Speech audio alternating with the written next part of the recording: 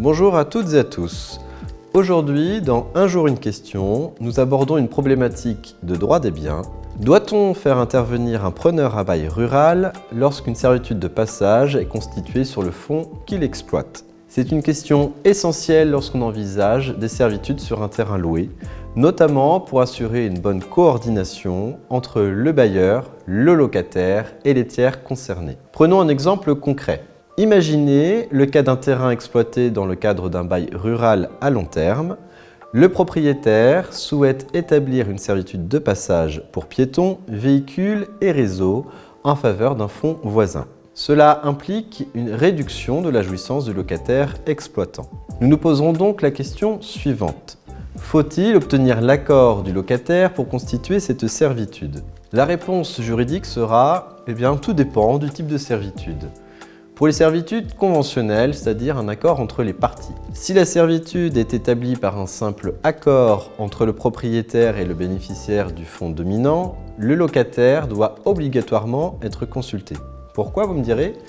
Parce qu'il a le droit de jouir pleinement du terrain dans des conditions prévues par son bail. Sans son consentement, il peut refuser la servitude, bloquant ainsi le projet. Il peut exiger une indemnisation ou une réduction du fermage en contrepartie de son accord, pour compenser la diminution de sa jouissance. Le locataire a donc un levier important pour négocier et ce consentement doit être formalisé, idéalement par un avenant au bail. En ce qui concerne les servitudes légales fondées sur l'enclave, dans le cas d'une servitude imposée par la loi, par exemple en vertu des articles 682 et suivants du Code civil, le propriétaire du fonds servant, c'est-à-dire le terrain loué, n'a pas d'autre choix que de la supporter si le fonds dominant est enclavé. Cette obligation s'étend également au locataire. Il ne peut pas s'opposer à la servitude. Toutefois, il conserve un droit de regard sur l'assiette, c'est-à-dire le tracé exact, et les modalités de la servitude pour limiter son impact sur son activité agricole. Dans ce cas, une indemnisation ou une réduction de loyer peut être prévue. Mais le locataire ne dispose pas de la même marge de négociation que pour une servitude conventionnelle.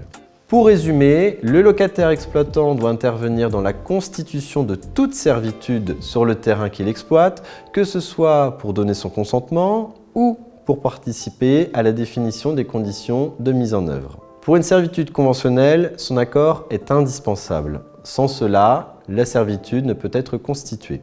Pour une servitude légale, il ne peut pas la refuser, mais il conserve un droit d'intervention sur le tracé et les modalités et peut demander une compensation financière. Ce qu'il faut retenir, la constitution d'une servitude sur un fonds loué dans le cadre d'un bail rural est une opération délicate qui nécessite de consulter toutes les parties concernées. Le locataire a un rôle clé à jouer et son consentement, lorsqu'il est requis, doit être bien encadré juridiquement pour éviter tout litige futur.